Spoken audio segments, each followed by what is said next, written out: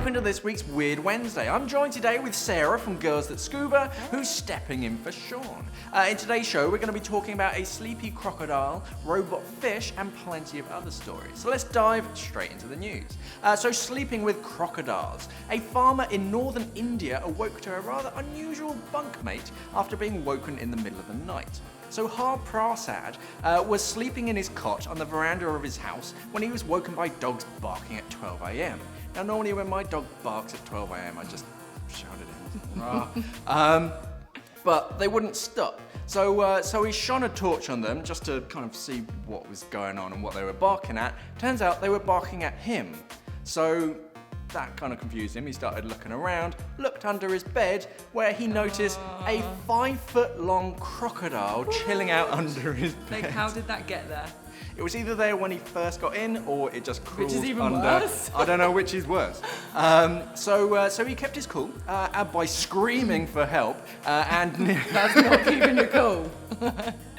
And nearby locals managed to help him detain the snoozy reptile until officials from the forest department took it away and released it in nearby water. Wow. To be fair to him, he dealt with that better than I would. Yeah, but Yeah, I don't think I'd be like, that's cool. and the next night, you ain't gonna sleep. I think I'd move house. There's that last bit acceptable, right? when you like sit on the side of your bed and you kind of think about stuff grabbing you from underneath and you're like, oh no. Yeah, well, I don't think I've ever thought of crocodiles, but now I will, so thanks for that. Swiftly on to robot fishes.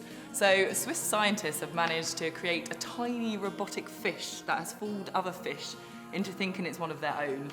They really challenged themselves by working with zebrafish, which are tiny and dart around real quick. Yeah. The secret agent, as they've called it, which is very, secretive. Yeah, infiltration.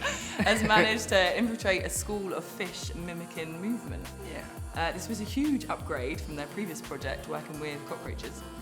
But there is a reason why they've created robot fish, and it's mainly to study fish behaviour and understand how and why they move the way they do in schools. Traditional studies only record behaviours you can see and while the researchers are watching, but the robot fish can be left in the school to record behaviours and upload the data later. Yeah, so you can use this for sort of open world, sort of just to figure out where fish are more likely to be, why they're moving around. I don't know why they chose one of the like smallest fish species out there that dart around. It's more interesting than cockroaches. Yeah, cockroaches, why? Why do you need to study? I mean, like, yeah. I need to know why cockroaches move the way they do. At least with this, they're working out sort of a lot more shoal interested in fish. mechanics. I think that's pretty cool. Yeah. Okay, guys, have you seen our latest video, 5 coolest scuba divers in the world? Oh my God. Where we look at a bunch of cool scuba divers to follow on Instagram that can inspire us all and make us go diving more. Porpoises defy physics. So we all know that porpoises use echolocation to find their way around and search for hidden things, but what scientists can't really understand is how they can focus a sound wave into such a focused laser-type beam. They use bone, air, and tissues in their heads, and the combination of the materials works like a metamaterial. Whatever that is. Okay, I'm rolling with this. That actually defies the laws of physics as we know it. It's cool. Yeah. Yeah. So using the body parts and wavelengths of sound that they do, the clicks should be just a non-directional sound that as soon as they make the little click, it just goes, nah. Yeah. But they actually manage to focus it into a pinpoint beam so that they can like search items in a small area. So Chinese scientists have used CT scans and computer mathematical models to try and figure out how they do it. And it turns out that it's a combination of tissue densities and using their facial muscles to change the shape of the melon, which is like a big fatty thing on top of their heads that they use. That porpoises can focus the sound into a tight beam to find things. This does actually have some real-world uses for transducers and sonar technology. So we're learning from thousands of years of evolution of the porpoise into how to create sort of newer, smaller, or better like sonar detection machines. That's pretty cool. Yeah. Right? You can learn from the porpoise. Yeah, they defy physics. Yeah. That's cool. You can learn to the porpoise. Well, on to our next topic, and I don't know if you guys have ever been to a shark dentist. Because there is a guy called Joe Romero who was on a dive recently, and his dental services were requested by a hammerhead shark, which always happens Yeah, to could me. you know? The shark kept cruising around him when he noticed a sore part of the shark's gums and a couple of nasty-looking broken teeth after obviously meeting with another shark on a couple of dives. Meh.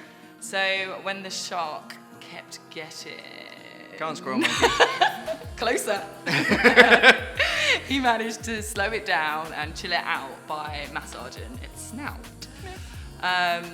While he pulled the two offending teeth out. Yeah, so he kind of held it down with one hand, kind of chill out, and then pulled its teeth out. And so, Whoa. I don't know how the shark would have reacted to that, but Yeah, anyway, it's all right.